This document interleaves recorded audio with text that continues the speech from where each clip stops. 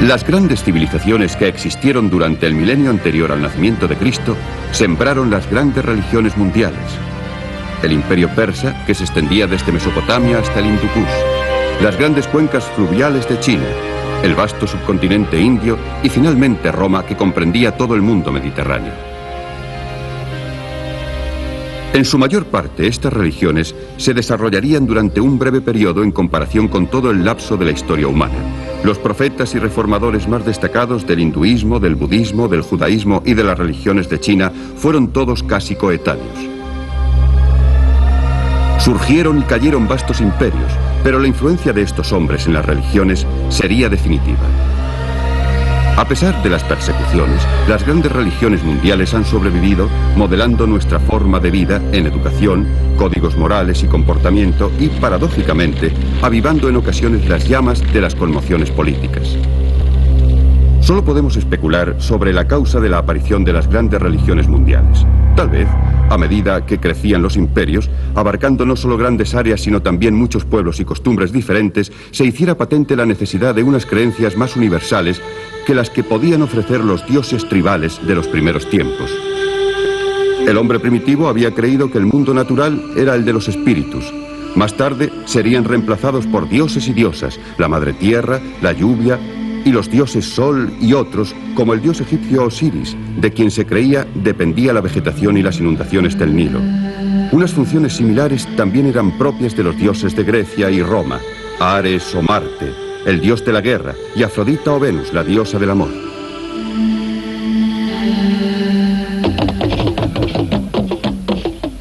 Las primeras religiones se limitaban a los cultos locales en pequeños grupos, adorando a sus propios dioses, tal y como algunas tribus continúan haciendo hoy en día.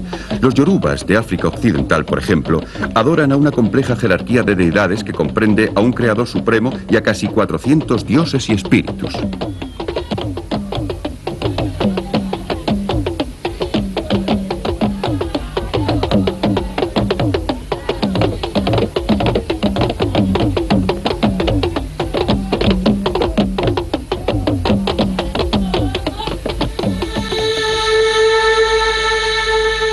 Las grandes religiones del mundo son diferentes. Sin embargo, todas ellas, en un grado u otro, comparten la creencia en una sola realidad espiritual válida para toda la humanidad. La transición de los cultos locales a las religiones mundiales fue obra de una notable serie de reformadores. Zoroastro en Persia. En India, Mahavira. Y también Gautama. En China, Confucio. Y Lao Tse. Y los profetas del Antiguo Testamento en el pueblo de Israel. Aunque poco se sabe de la vida de estos hombres, parece cierto que todos reaccionaron contra las tensiones de su época.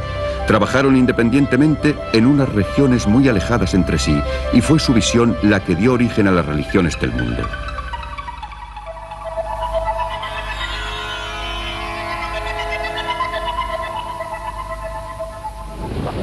El hinduismo es la religión de 400 millones de hindúes. En una época tan remota como la de los Vedas, se realizaban procesiones y peregrinaciones a los ríos sagrados, y este aspecto del hinduismo aún sigue siendo importante en la actualidad. El río Ganges tiene una santidad especial.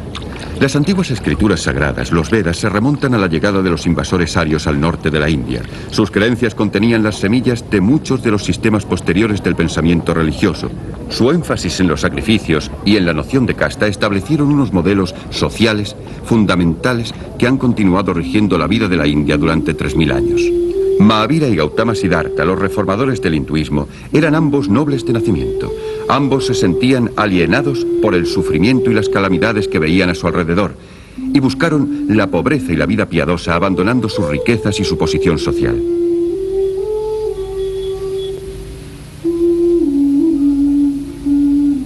Mahavira fue el fundador de una rigurosa religión hindú llamada jainismo. Sus seguidores siempre fueron limitados, si bien aún quedan hoy en día 1 millón de jainas que viven en la India occidental. Mahavira hacía hincapié en ciertos aspectos del hinduismo, como la ahimsa, la doctrina de la no violencia, tanto hacia los hombres como hacia los animales, que iba a influir en la obra de Mahatma Gandhi.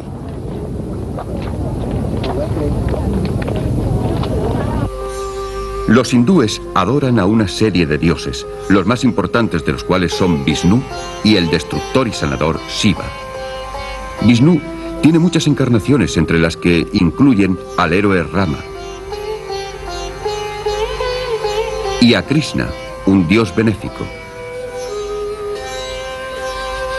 La esposa de Shiva, la diosa madre, aparece tanto como la gentil Parvati como la feroz Kali.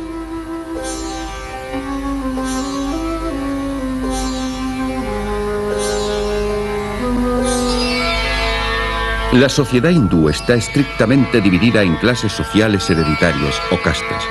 Existe la creencia de que el sistema de castas debe su origen a los varnas, que representan una división cuádruple de la sociedad en clases. Estos, a su vez, deben su origen al cuerpo del creador Brahma. Así, los brahmanes, o clase sacerdotal y culta, a la boca de Brahma. Los kshatriyas, nobles y soldados, han nacido de sus brazos. Los vaishyas, agricultores y mercaderes, de sus muslos. Y los sudras, campesinos y obreros, de sus pies. Aquellos que se encuentran fuera del sistema de castas se conocen como los intocables. A través de una serie de reencarnaciones, un alma puede mejorar su posición dentro de una casta mediante unas acciones justas o karma. De este modo, conviven muchos cultos con prácticas ampliamente diferenciadas. Además de la adoración de un cierto número de dioses, el hinduismo ofrece varias aproximaciones a lo esencial mediante la disciplina física, el conocimiento, la devoción personal, buenas obras y una disciplina contemplativa. Siempre, más que una religión, es toda una forma de vida. La influencia de Gautama, nacido en el año 560 a.C. en el noreste de la India y conocido por la posteridad como Buda, o el Iluminado, se extendió mucho más que la de Mahavira. El budismo emergió dentro del contexto del hinduismo para convertirse posteriormente en una de las grandes religiones misioneras del mundo.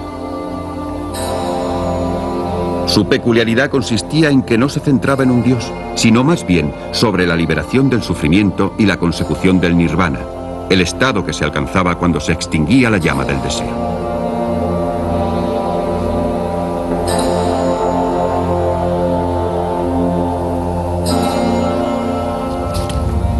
Desde el mismo momento de la muerte de Gautama, sus enseñanzas fueron mantenidas vivas por sus seguidores que viven juntos en comunidades monásticas.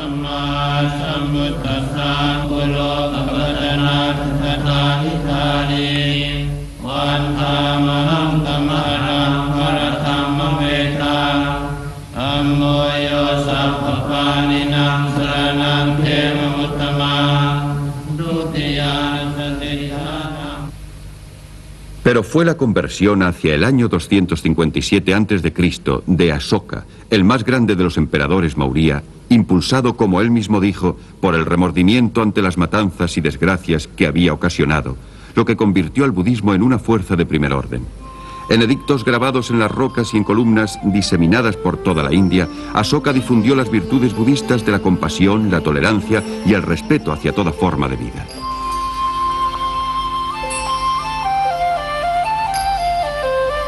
Fue gracias a Asoka cuando el budismo comenzó su vocación misionera, difundiéndose a los reinos helenizados más allá del Hindu Kush, y a Sri Lanka y Birmania.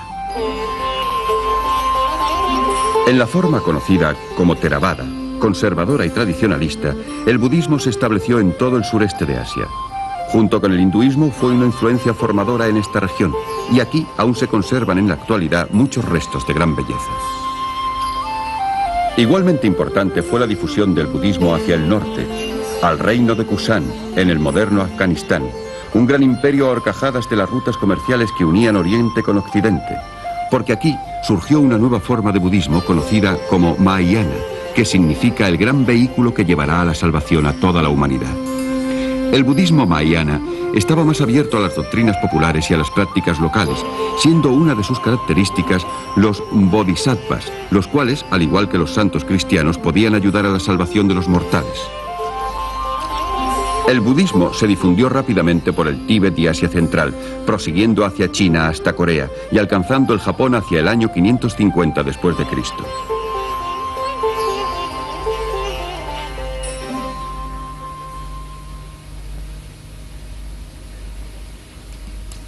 En el Japón se desarrolló una síntesis de las dos religiones, el budismo y el espíritu tradicional Shinto. En el núcleo del sintoísmo se halla la creencia en el poder misterioso de Kami, el poder sagrado, que puede reconocerse en cada momento en cada una de las cosas existentes.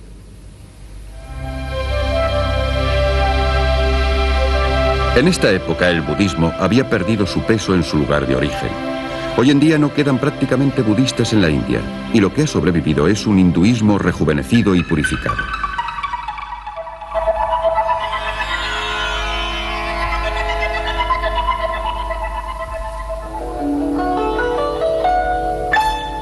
El budismo realizó un progreso limitado en China, donde se hizo hincapié en los reyes del infierno, siendo cada uno de los reyes responsable del castigo de diferentes crímenes. Pero en China ya existían dos religiones muy arraigadas, el confucianismo y el taoísmo.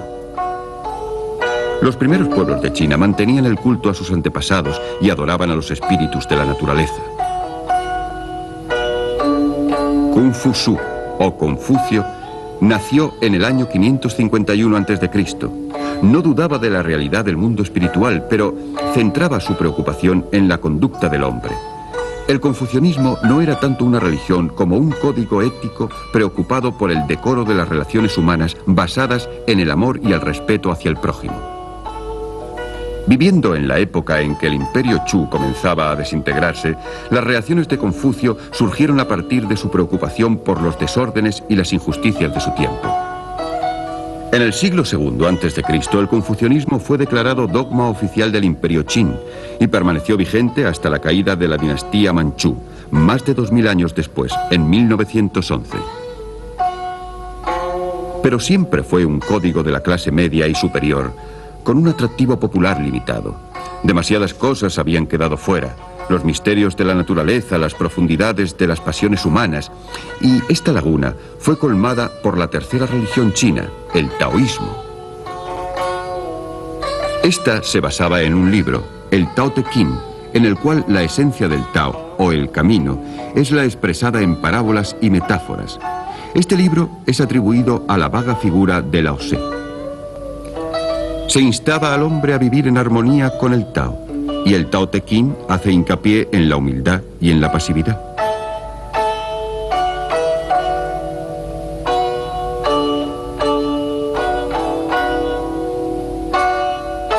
Existen unos obvios paralelismos con las enseñanzas del budismo y también con las posteriores ideas del cristianismo, pero, a diferencia de Cristo, Lao Tse no ofrecía el consuelo de una vida futura.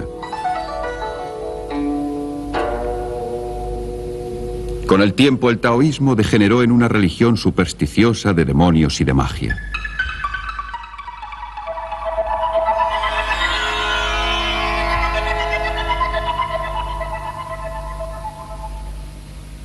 Antes se creía que Zoroastro, o Zaratustra, como también se le conoce en ocasiones, había vivido entre 600 y 500 años antes de Cristo, pero ahora se cree que podría haber vivido 1000 años antes. El zoroastrismo fue el primer credo rigurosamente intelectual de la historia y se convirtió en la religión del imperio persa. El mensaje de Zoroastro era excelso y abstracto. Él creía en un gran espíritu, Ahura Mazda, benéfico y bueno, enfrentado a otro espíritu poderoso, Angra Mainyu, el adversario, maligno e ignorante. La vida era vista como un campo de batalla entre el bien y el mal, el caos y el orden, la luz y la oscuridad, con un juicio final y la resurrección de los escogidos. En el lado de Ahura Mazda se encontraban los poderes de la luz, el sol y el fuego, y existía una tradición de altares de fuego y de cultos al aire libre. La fuerza del zoroastrismo consistía en una clara definición del mal. Esto explica su atractivo entre los muchos pueblos sometidos dentro del vasto imperio persa. Aquellos que obedecieran los mandamientos de Ahura Mazda alcanzarían la inmortalidad. Zoroastro también creía que el fin del mundo llegaría a su debido tiempo y que Ahura Mazda enviaría un rayo desde el cielo para destruir a los malvados. Su belicosidad atrajo a los grandes reyes guerreros de Persia y posteriormente a los emperadores persas bajo la dinastía de los sasánidas. Hoy en día el zoroastrismo solo es practicado por los parsis de la India y por un pequeño grupo de creyentes en Irán. El mitraísmo fue un culto que se desarrolló a partir del zoroastrismo. Adoptó su belicosidad y el simbolismo central del sol, pero la ceremonia mitraica más importante era el sacrificio del toro. Era un culto cerrado, difundido por los soldados, comerciantes y funcionarios civiles de todo el Imperio Romano. Se han encontrado altares en sitios tan alejados como Alemania, África del Norte y Gran Bretaña, pero el número de sus seguidores fue relativamente reducido. El zoroastrismo también dejó su huella en el judaísmo y en el cristianismo, en lo relativo a la lucha entre el bien y el mal, en las figuras simbólicas de ángeles y demonios y en la promesa de la resurrección y del juicio final. El judaísmo se centraba en la adoración de un solo Dios desde el mismo comienzo, cuando Moisés realizó su famosa alianza con Yahvé o Jehová después del éxodo de los hebreos de Egipto hacia el año 1290 a.C. El judaísmo, con su profundo código ético formulado en los 10 mandamientos, era la religión tribal exclusiva del pueblo de Israel, cuyo centro fue Jerusalén, a partir del siglo XI a.C. Uno de sus momentos decisivos fue cuando los judíos fueron conducidos al exilio en Mesopotamia, después del saqueo de Jerusalén y la destrucción del templo en el año 586 a.C., a manos del rey Nabucodonosor de Babilonia. 50 años de cautiverio ablandaron los vínculos localistas del judaísmo y lo convirtieron en un credo universal. Aunque el proceso se había iniciado con el profeta Amos en el siglo VIII a.C., los profetas que habían conservado la fe en el exilio interpretaron la ley tradicional, la Torá, de un modo nuevo, haciendo mayor hincapié en la moralidad y la conducta justa que en la observancia y el sacrificio. La Torá consta de los 5 primeros libros de la Biblia, y los judíos ortodoxos consideran que fueron entregados a Moisés en el monte Sinaí. Comienza con una descripción de la creación y finaliza con la muerte de Moisés y una descripción de la tierra prometida, Israel. Del crisol del exilio y de la aflicción, el judaísmo surgirá como una potente fuerza religiosa. Yahvé ya no era simplemente el Dios de los judíos, era el Señor de toda la humanidad. Aunque Ciro, el emperador persa, permitió que los judíos regresaran a Jerusalén para reconstruir el templo en el año 538 a.C., los judíos sufrirían casi continuamente la dominación política y militar de otros. En el año 200 después de Cristo, los judíos se diseminaron por todo el mundo mediterráneo y, sin embargo, durante esta dispersión o diáspora, siempre consideraron Palestina como su patria. Perseguidos y oprimidos, dependían en cuanto a su identidad de su propia fe. Del mismo modo que el budismo nació del hinduismo, el cristianismo nació del judaísmo. Judea había sido conquistada por los romanos en el año 63 a.C. El resultado fue una tensión religiosa, política y nacionalista. Surgieron una serie de movimientos como respuesta a la opresión de los judíos. Algunos eran espirituales, como los esenios, otros políticos, como los celotes. Cuando Jesús de Nazaret empezó a predicar hacia el año 27 después de Cristo que el reino de Dios estaba cerca, era un mensaje que muchos judíos habían estado esperando. Desde los tiempos del exilio babilónico, los profetas habían vaticinado la venida de un Mesías o liberador, y a sus seguidores les pareció que Jesús era el Mesías. Él proclamó y demostró la presencia y el amor de Yahvé, y la necesidad de vivir de acuerdo con el Espíritu mismo. No obstante, después de una corta explosión de entusiasmo, la popularidad de Jesús entre sus seguidores decreció, y hacia el año 30 después de Cristo fue apresado por las autoridades judías, entregado al gobernador romano Poncio Pilato y crucificado como revolucionario. Incluso sus discípulos más íntimos quedaron desilusionados, pero recuperaron la fe con la resurrección cuando Jesucristo apareció entre ellos. Entonces, proclamaron que volvería glorioso el día del juicio final. En esta etapa, el cristianismo aún era un culto judío, pero el momento decisivo llegó con la conversión de Pablo, antiguo azote de los cristianos. Los viajes misioneros de Pablo abrieron nuevos caminos para la conversión de los gentiles o no judíos. Su primer viaje le llevó a Chipre, el segundo a Asia Menor, Grecia y el Egeo. Negando que Jesús hubiera sido enviado meramente para redimir a los judíos, sino para que fueran perdonados por los pecados de la humanidad, realizó otros 2 viajes. El tercero por Asia Menor, Grecia y Tierra Santa, y el último viaje le llevó a un lugar tan lejano como Roma. El mensaje de Pablo encontró una gran respuesta entre los pueblos. Quienes se convertían al cristianismo no debían obrar de conformidad con la ley judía. La fe en Cristo y una vida reformada como miembros de una comunidad cristiana eran suficientes. El resultado fue una ruptura con el judaísmo. Cortando estos lazos, el cristianismo se convirtió en una religión mundial que se difundió por todo el Imperio Romano, a pesar de las persecuciones intermitentes. Pero nunca se mantuvo en los límites de los dominios romanos solamente. Misioneros de Egipto llevaron el mensaje hacia el sur, a Nubia y Etiopía, en África Oriental, y también se estableció una iglesia cristiana en la India.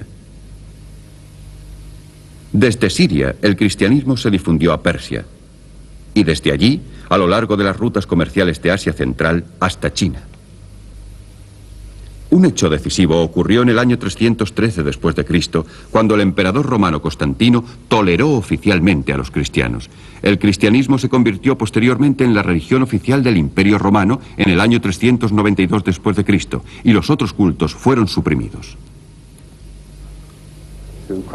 Había comenzado un nuevo capítulo en la historia del cristianismo. Lo que había empezado como la fe de unas gentes humildes se convirtió en una iglesia organizada, con una jerarquía elaborada, estrechamente vinculada con el Estado romano.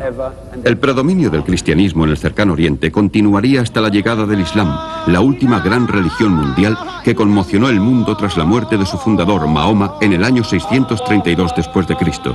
Pero sobre esto volveremos más adelante. En cualquier caso, el relato que hemos seguido, que abarca algo más de un milenio, demuestra el impacto de los individuos en la historia. Todos, excepto tal vez Confucio, fueron hombres humildes, sin ambiciones personales, hombres que se esforzaron para convertir el mundo en un lugar mejor. Y lo más asombroso es la forma en que ha perdurado su obra. La influencia de esa generación de reformadores que vivieron entre los años 600 y 500 a.C. y la actividad misionera del budismo y del cristianismo revistieron una gran importancia para la historia del mundo. Regiones que hasta entonces se hallaban muy alejadas, entraron en contacto, creando una nueva clase de hombres en el mundo, superando las barreras físicas o políticas.